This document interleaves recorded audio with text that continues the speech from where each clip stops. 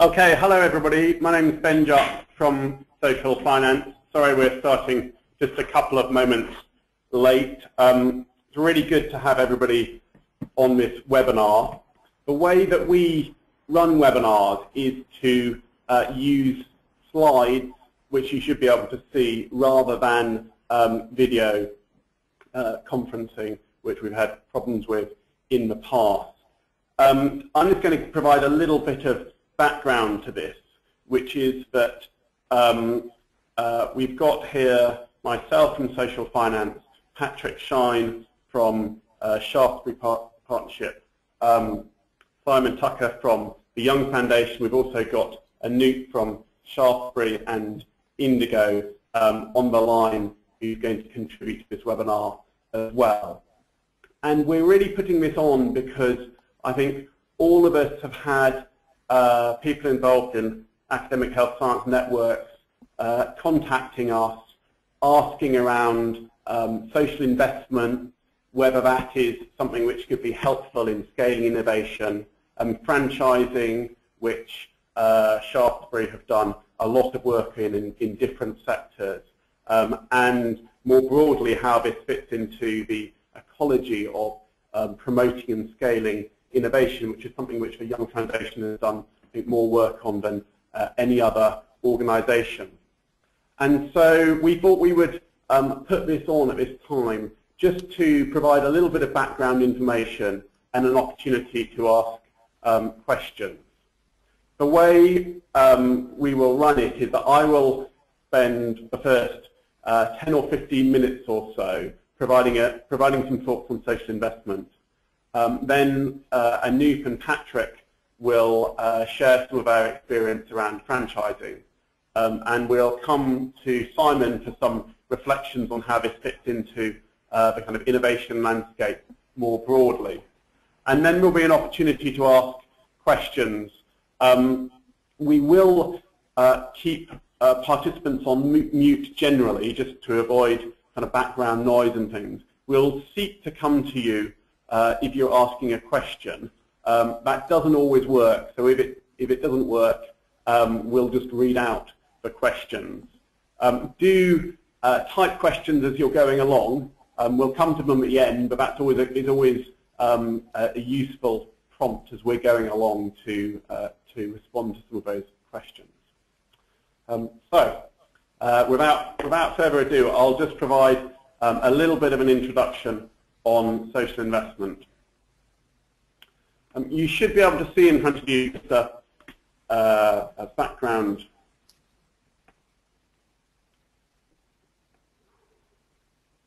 slide, he says.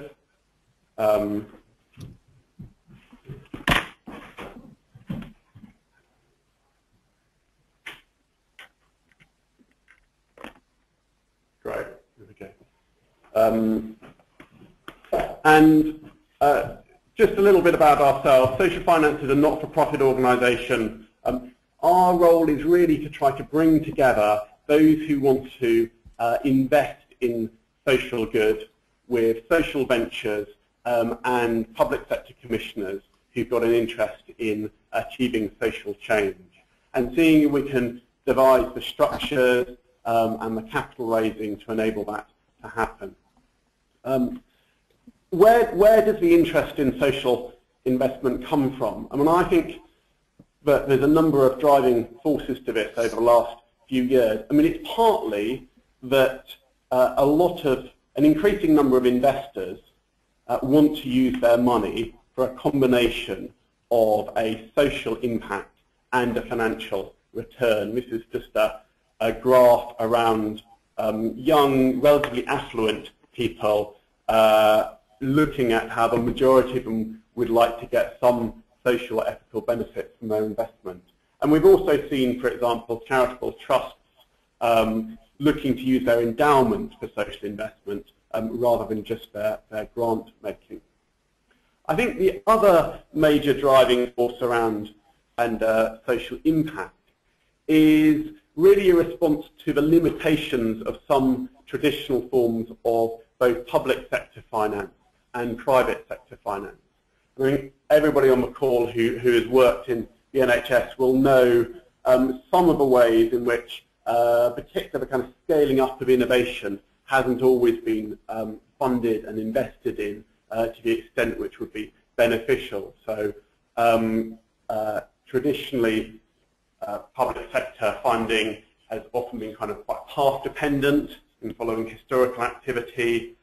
We've seen investment in R&D and innovation, but not always the rollout of that to the same extent. And I think, to be honest, we've also seen quite a lot of variable implementation around some elements of innovation and particular prevention work. And the interest in social investment is whether you can bring investment which is more flexible than than traditional public sector investment, can operate outside traditional budget cycles, brings quite a lot of rigor to a social mission than some of the traditional forms of commercial investment. The landline charities and social enterprises mutually and other social ventures. It's worth saying that although there's a lot of interest in this, the social investment market is very much still in its infancy. I mean, this isn't even scaled correctly. We've got about 150 to 200 million pounds of social investment, many of that for a few organisations, and quite a lot of, say, asset-backed building development. But we've certainly seen that there are some opportunities which both commissioners and service providers and investors are interested in. And I would split these down into three ways. The first is around can investment be brought to an organisation to scale a specific intervention.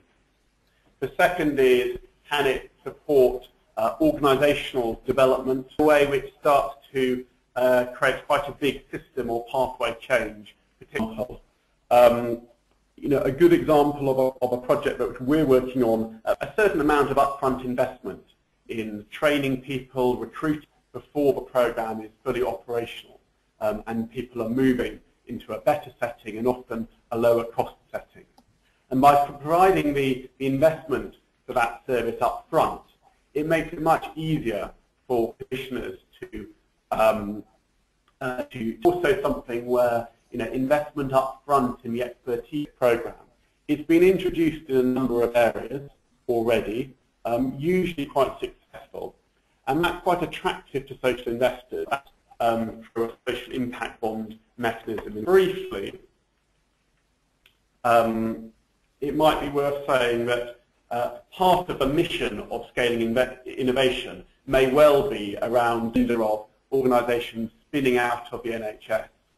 Much of that has been around service development, but we've also been approached by people developing within their local hospital, for example, and they would want to spread more generally across the country, perhaps in a joint venture. Some of them have got scale to make things change, etc.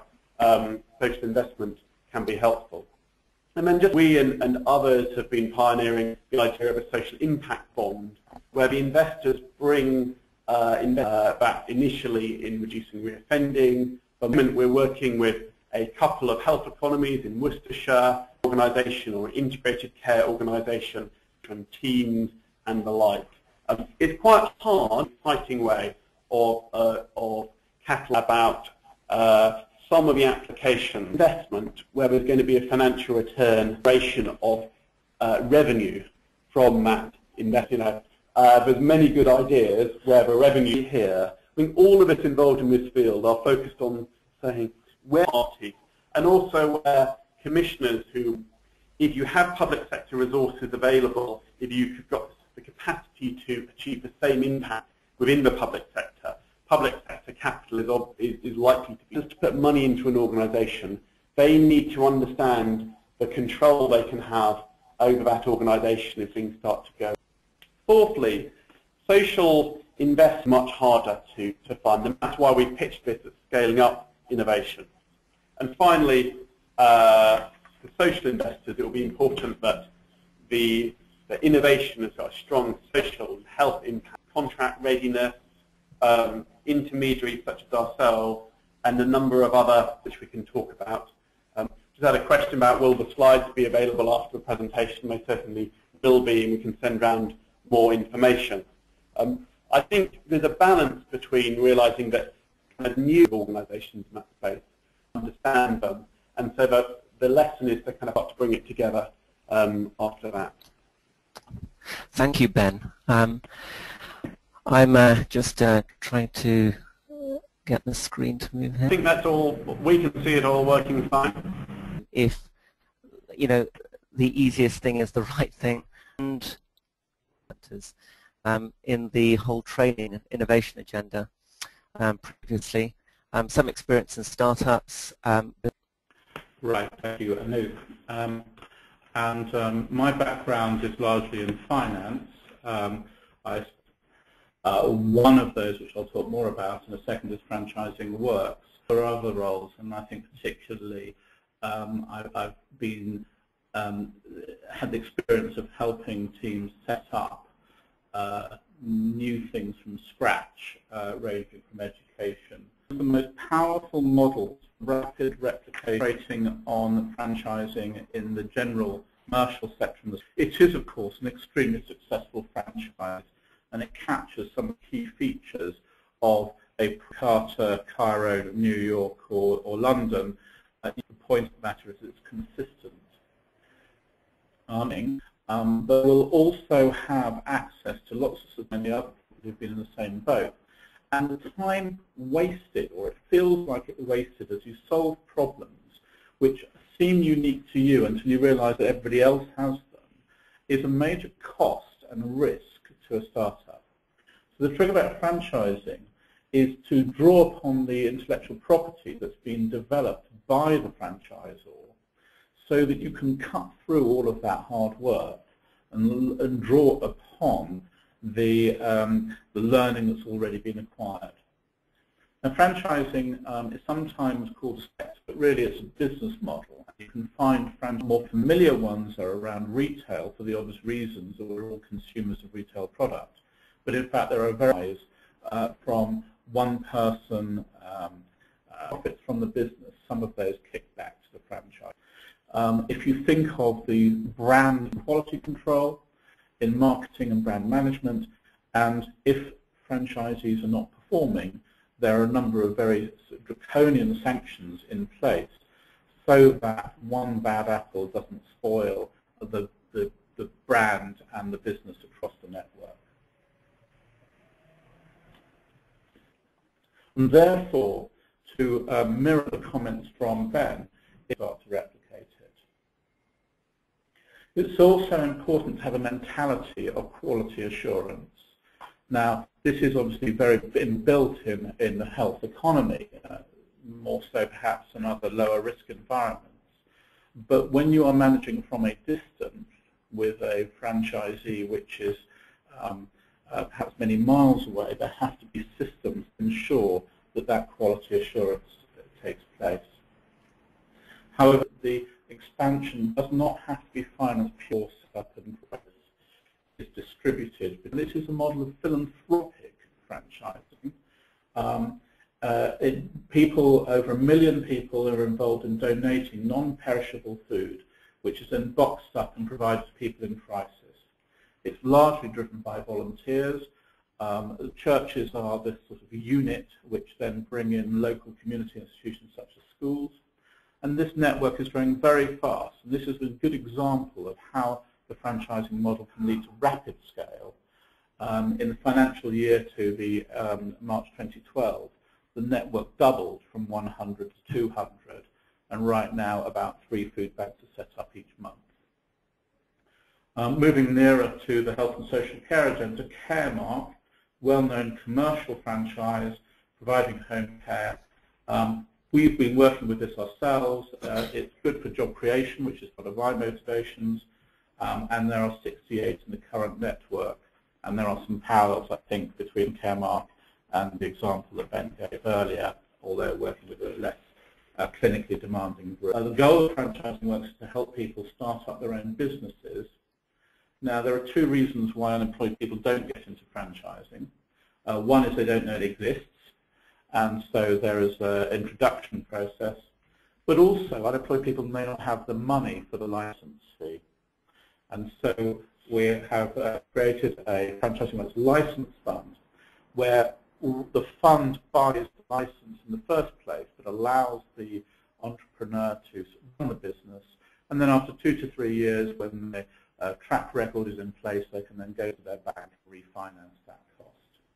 That was financed by Nesta, Royal Bank of Scotland, local authorities, and the investment is provided by Society Capital. This is an example of how social investment can power both business replication and social impact. And really what we then it would have with that. So why is this the case? Why is it that we can't take things from one place in Manchester to another place in London? I just want to go back to a common sense check and referencing Google. Now, we all know that Google is a great organization. It does something very interesting. It seems to work. What if I turned around and suddenly asked you to do what Google does? You might say, well, I wouldn't know where to start. And say, okay, well, we'll give you some who can do it. You'd say, well, what about the money? Okay, well, what if we give you the money to do it? You'd still sort of, actually, you'd probably be much more satisfied doing what you're doing. And so why is it that we, in the NHS and the public sector, we then expect when someone tells you, you know, oh, you're not going to do that in hospital, a significant change in the way that things are done. And public sector isn't natural, and therefore you might go and join and work for Google, in which case Google comes with a whole sort of amount of worked examples, process fairly geographically aligned in some places, but you know, the idea of a special then actually an agreement between us both winning out of you doing what we do well, and therefore the franchise method probably or possibly has more potential, although you could well have a provider which just grows and grows. Well, basically, academic health science networks could identify successful teams who are doing the right things and who have the right outcomes, turn them into franchises. I'll go into a little bit more detail on this later, but this is expand them to new trusts. Now, just like any trust in ensuring that there's a success there, and therefore there's some sense in that for an investor, and as Ben mentioned previously,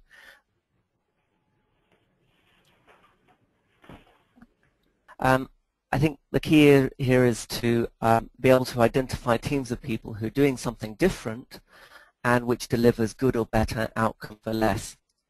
Now, this might be something which, so, you know, some examples that I've come across just in the last few days even are Democare, a pathology model. And these would all be deliver different outcomes as is. So long as so step 2, finance, then the recipient trust doesn't need to pay a penny up front, because this is something in which the investor could invest. But, of course, there would need to be a penalty that if the trust, there is a deal to be done with the commissioner. Now, firstly to re-procure the service, you know, with the new innovative service, but also to say to the commissioner, look, you know, if we actually do deliver the same service, but you know, we're undercutting it's cheaper, and we know that it's going to be cheaper because we're replicating something which we've done here, which has been done over here. I mean, either actually it's just the trick that measures that demand, and the commissioner pays. We could, you know, we'd look for actually a cash reduction. So as cash is saved, cash gets paid out to us. Now, I think those are increasing levels of difficulty, but but there are a series of models for a series of different interventions. So there's something really interesting here. Just to give you an example, you could, in quantitative diabetes care, where essentially a team of people pick a certain group of patients and other prevalent factors, then their actual number of foot amputations, toe amputations reduce, and that creates a reduction in demand then for foot and toe amputations. It's an excellent outcome in its own right, but that can be modeled, and certainly that level of demand can then be recompensated by a commissioner. So again, if I could move on, please. The third is, I think, probably the most important, which is help to implement. Those organizations themselves will set up departments which do the training and the processes and the people selection and all of those things to help their next franchise to be successful. Now, in the NHS, it's more likely that there's going to be a gap there, and it's not likely that, in every case, the clinical team who are doing diabetes care, for instance, will be able to do this themselves. So this is a key opportunity for academic health science that works in basically being that broker and then essentially that middleman, who has some capacity around training, transfer of processes and monitoring systems as well, which is critically important. And so if I could move on again. And step 4 is repay the investors. Now again, I must caveat this because there are a range of models by which you might pay the investors. It may be actually a release of cash, as I mentioned earlier, but you may actually set up an agreement with the commissioner to say that, look, you pay out based on certain markers being hit.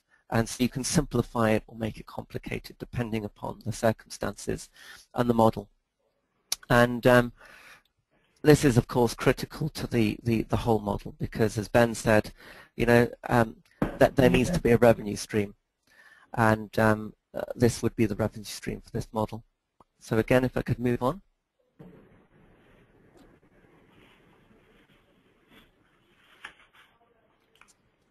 So finally, what's in it for me? I often find that if people don't answer that question, there's some exciting noises, but nothing ever travels.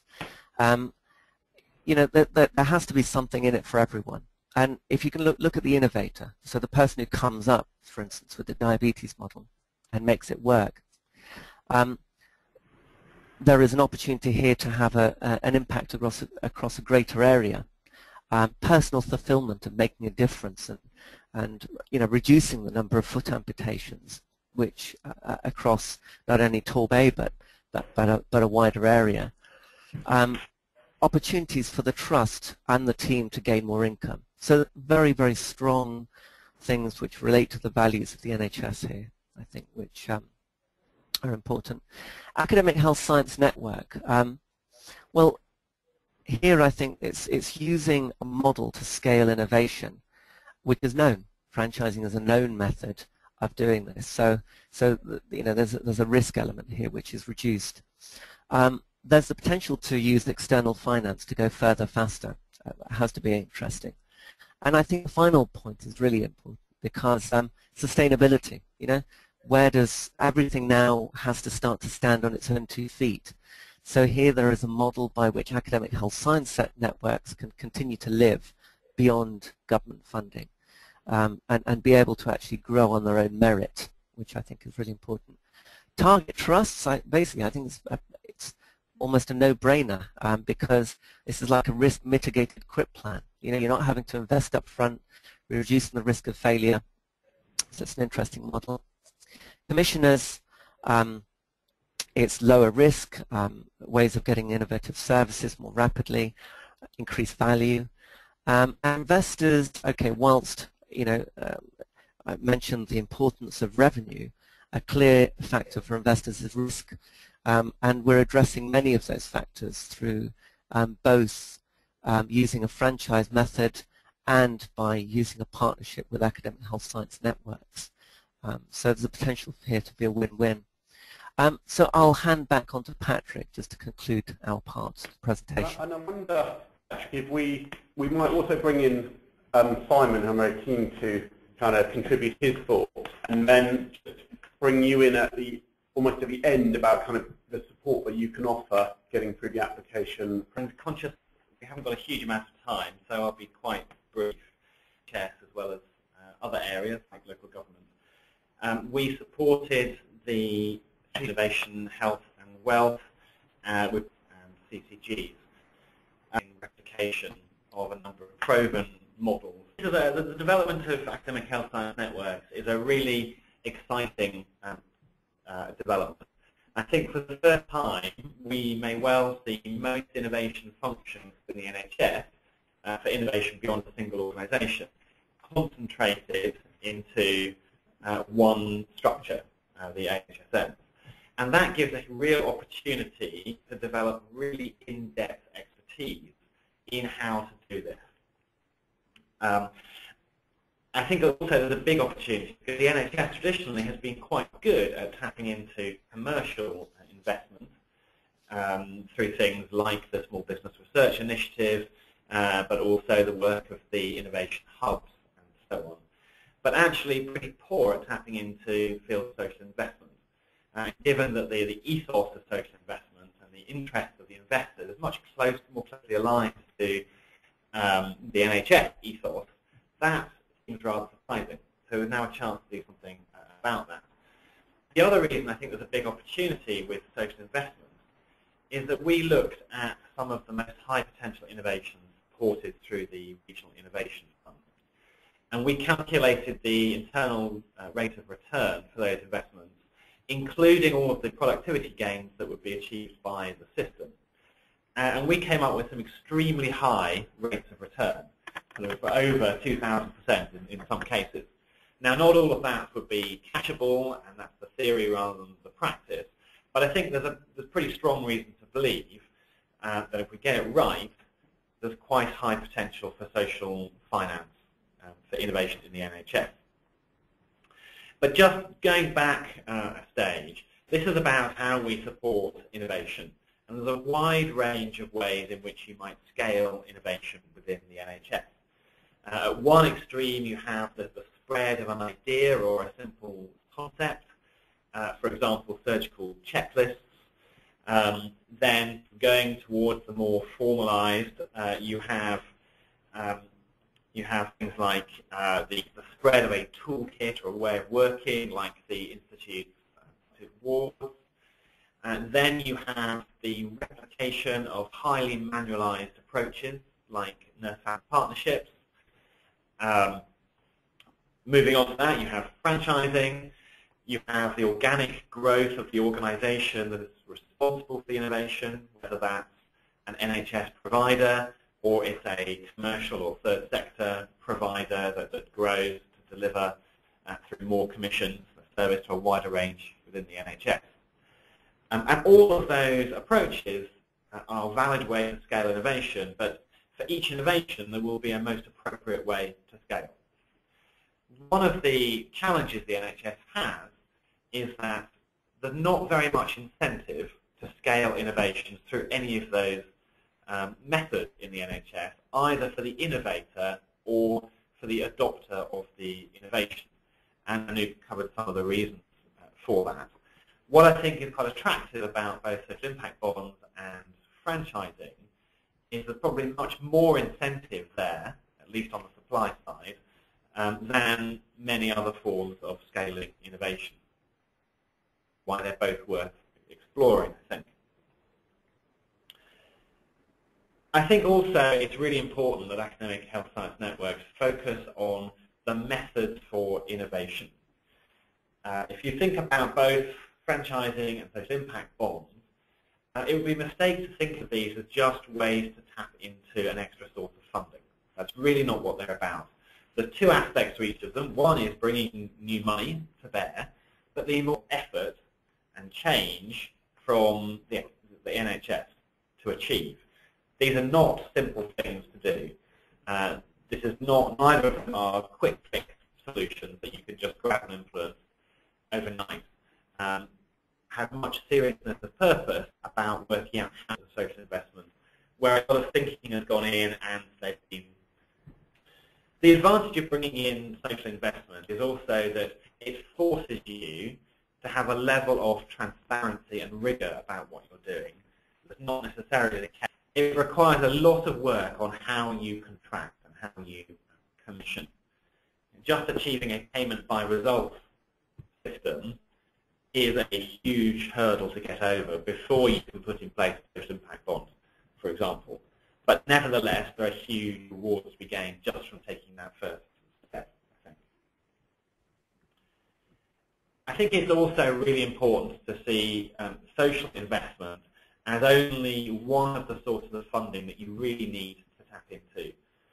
One of the key lessons coming out of the Regional Innovation Funds was that the SHO as a funder, and although AHSNs won't be managing a system, they do have a key role in coordinating that system when it comes. Also really important, and that social investment is not a substitute for getting money from commissioners. There are a number of reasons why that's the case. First of all, it's a really good test.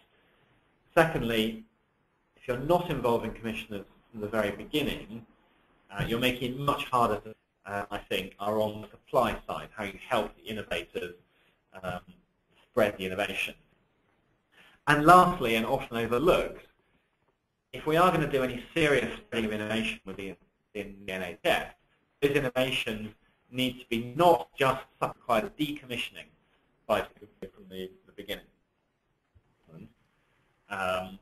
Possibly with the exception of franchising and so other things, are not well suited to taking external investment. And I wouldn't say it's impossible to do it without a separate legal entity.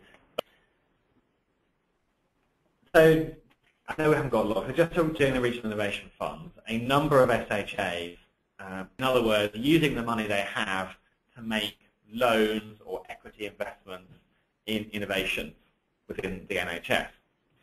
What I'd say about that is don't do it under any circumstances. Social investment is extremely specialist skill. To build up that expertise over a long period of time, you really do need to be working with external partners.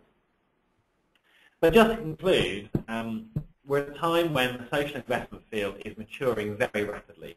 The UK is probably the leader in the world in terms of social investment. With the creation of big society capital, we're seeing a doubling in the size of the field in the first year alone. So a lot of and it's well worth giving serious consideration as to how you harness social investment to achieve your aims. Great. Thanks very much, Simon.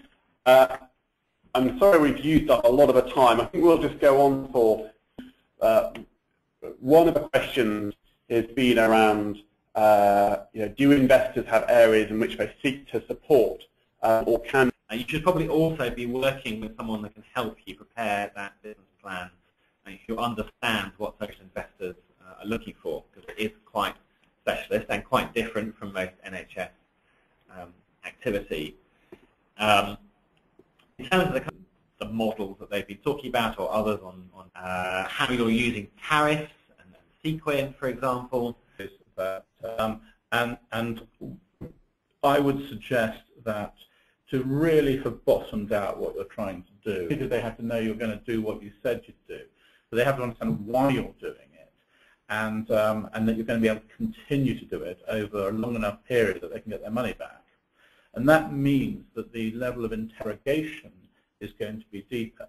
I've had to work with investors a lot, and sometimes it's too early on. It's very important, even though they will undoubtedly tell you you're not ready to be invested in yet. And that is the right answer, but that doesn't mean don't talk to the investors. Make sure they know what you're doing, why you're doing it, what they're trying to achieve, and then they will watch you as you develop your model and then be ready to invest in you when you need it. And therefore, I would caution against the idea of firing a business plan in even when solicited and expecting it to yield quick results. Business plans are critical, yeah, but it's the relationship you build is also critical. and I think social finance is an intermediary. That means we don't hold funds, but we look to connect social ventures and investors. And when we do the due diligence on behalf of investors, and I think very interesting for social ventures as well, because it's completely different from filling out a grant application. You know, we tend to go to the organisation, want to meet not just the managers, but some of the frontline staff, some of the users of the organisation, have interviews with some of the partners, and also focus a lot less on the words in a business plan and a lot more on the, the Excel spreadsheets of the, the cash flow, the investment case, etc. And as Patrick said, that can be, a different process. But what we found is that it's usually been quite a helpful process. And sometimes we've done that work, and we've actually concluded that for some of the reasons that Simon was talking about, it would be better to bring in public sector money if you can get it, rather than social investment. But just that due diligence process has enabled access to money from commissioners in the health service, which wouldn't have been there in a different circumstance. And I think that's as much of a result as as sometimes bringing in external investment. I think there's one other comment I'd make. Although it may seem an adversarial conversation until the money changes hands, of course, once an investment's been made, then the investors absolutely want the investment to succeed. And one of the things which I've always enjoyed is hearing people who've invested in businesses that I'm involved in, or social businesses, then flogging and persuading other people to take a look at it. And this is something that is in pure self-interest. It's not generous. They just want everybody to know that they've made an investment in a really, really good thing. They want everybody to buy it. And so the investors themselves can increase the capacity beyond just the money that gets brought to bear. Now, I'm conscious that one or two people are having to drop off a conference call. So I wonder if Anoop, you could, or Patrick, you could just say something about the support that Shaftesbury and Indican provide, or if people are interested in taking forward the franchising, thinking about franchising as part of academic health science network. I think as Anoop did talking on considerations that the capacities in AHSN need to be thinking about, the sorts of activities, particularly around replication, that an AHSN would need to be able to support either directly or through partners. Is that the final stage in the application process? You have about a month or so. We were keen to help with this. We've set up something called an AHSN action team to essentially help formative AHSNs to use some of these ideas in their applications. And so you can see the bullet points there. We can sort of talk about how a mixture of finance and franchise and business model can be used as mechanisms and levers to ensure the network proposes to use the measures by which you'll measure its progress. Input into the business plan. I think it also fits into the vision and the goals. And then the last couple of points, carrying on to governance. So, we're interested in helping AHSNs who would like to use some of these methods to be able to do that. Great. And Simon, I know you're working with a number already in the NHS Confederation, but I just going to give you the last word almost on the kind of work that you're doing, how this might fit in with that. So we are happy to work with any of the AHSN bid teams. We can bring expertise in innovation for the NHS, expertise in social investment in particular. Although we are a social investor ourselves, we're on a pretty small scale, and we're quite familiar with the social investment landscape and can point you to relevant or specialist providers as appropriate. We are working with a number of the big teams at the moment, as well as running a series of these masterclasses on different aspects of innovation. Great. Well, I hope that's been of sort of first level interest to help you as you think in your applications about whether any of these approaches around social investment, franchising, and bringing together might be opportunities for scaling investment. We're Sainsbury and Indigo around the opportunities that Academic Health Science Network provide. So we'll forward the slides. I'm delighted to work with you over the next months and years. This could be an important part of your business plan as well. Thank you very much.